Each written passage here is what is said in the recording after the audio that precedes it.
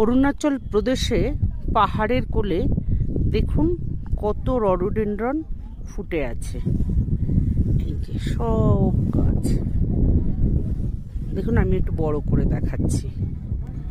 এই হচ্ছে রডোডেনড্রন অরুণাচল প্রদেশে। আমরা এখন সিলাপাস থেকে কয়েক কিলোমিটার আগে আছি। দেখেছেন পাহাড়ের কোলে কোলে কত রডোডেনড্রন ফুটে আছে।